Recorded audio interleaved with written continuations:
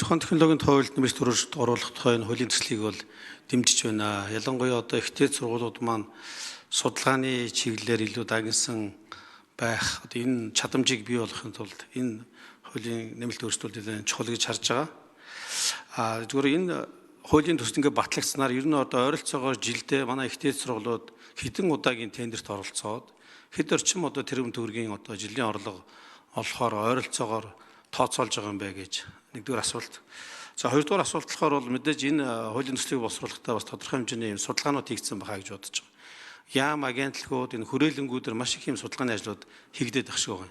Зөвхөн гол нь тэр судалгааны ажлуудын чанар одоо үр дүн одоо хэр байдаг вэ гэдэг дээр одоо бас тийм судалсан юм байдаг юм болов. Өөрөөр хэлбэл энэхүү хуулийн одоо нэмэлт өөрчлөлт орсноороо одоо чанар судалгаанд Монгол улсад хийж байгаа одоо судалгаануудын чанар дээр яг ийм хэмжээний ахиц гарах юм байна. Ийм дэвшил гарах юм байна гэсэн ийм одоо тооцоо судалгаа байна уу?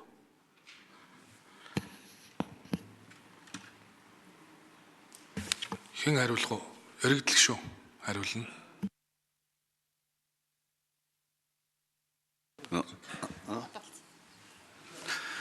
Энэ нэмэлт өөрчлөлт орсноор тодорхой хэмжээний өөрчлөлт чанарын өөрчлөлт бол гарах нь ойлгомжтой байгаа юм. Тэр ганцхан жишээ хэлэхэд одоо бид нар энэ хуулиас өмнө үндсэндээ одоо төрийн өмчтөд үйлдвэрийн газруудаас Эрдэнэт үйлдвэртэй нэлээд хамтарч ажиллаж явсан. Тэгээд одоо Эрдэнэт утгын цэвэрлэх байгууламжийн лагийг үнэргүй болгоод бордоо болгох энэ ажлыг урд нь хийцэн технологи ашиглаад явуулсны үр дүнд Эрдэнэт бол одоо лаг нь чанар сайтай хөрс болоод мод тарихтаа ашиглагдаад тэр цэвэрлэх байгууламжийн лаг бол үндэсний байхгүй болсон байх жишээтэй. Үүгээр нь одоо тэр ажил бүтэн циклээрээ хийгдээд явж байгаа жишээтэй. Ер нь энэ одоогийн шинжлэх ухааны технологийн тухай хуультай ойролцоо эрх зүйн орчинд явуулсан сүүлийн одоо 20 гаруй жилийн хугацаанд нийтээр шинжлэх ухааны технологийн салбараас 5,000 орчим үр дүн бий болсон гэж үздэг.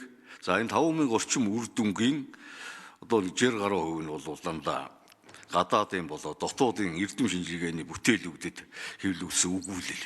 За нэг 30-аас 40% нь бол технологиуд, патентууд, за ашигтай загварын гэрчилгээнүүд, зохиогчийн эрхийн үнэмлэх гэсэн хэлбэрээр ингээд одоо үр дүнд баталгааждсан байгаад байдаг. За энэ үр дүнгуудээс ялангуяа одоо хүний гардлаар очих бүтээгдэхүүн болох энэ үр дүнгууд яагаад ингээд том хэмжээнд үйлдвэрлэлд нэвтрдэггүй, үр ашгаа өгдөггүй юм бэ гэхдээ зэрэг хамгийн гол нь энэнийг хагас үйлдвэрлэлийн туршилт явуулаад үйлдвэрлэлийг шилжүүлэхэд амжилт байхгүй учраас саатаад байгаа юм.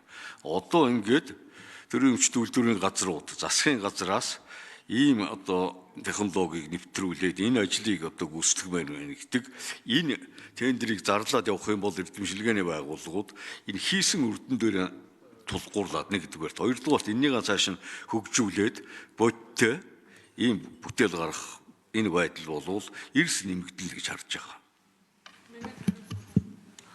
Оюун гишүүн нэмж хариулна. За Соронзон болт гишүүний тэр тооцоололт дээр шинжлэх ухааны байгууллагууд яг энэ ажлуудыг авч гүйцэтгснээр хичнээн төгрөгийн ер нь бол эдийн засгийн боломж нь нэмэгдэх вэ, тэлэх вэ гэж асуусан асуултанд хариулъя.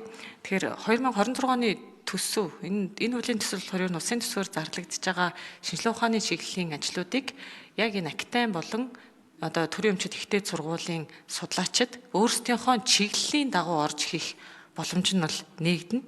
Тэгээд зарим төслүүд дээр бол шаардлагатай тохиолдолд шууд гэрээгээр бол явах ёстой болох бах. Ялангуяа газрын доорх устай холбоотой асуудлууд нууцд байдаг. Тэгэхээр энэ тохиолдолд бас яг одоо судалгааныхын төрлөөс шалтгаалаад одоо шууд гэрээлэх нөхцлүүд үүснэ. Зарим тохиолдолд болохоор одоо зөвхөн одоо компаниуд л төрийн өмчөд биш одоо төрийн өмчийн шинжлэх ухааны байгууллагууд орох нөхцөл нь бүр хаагдсан байдаг. Энэ асуудал нэгтгэхээр өрсөлдөөн бас бий болох. Соронзон болт гишүүн тодруулна.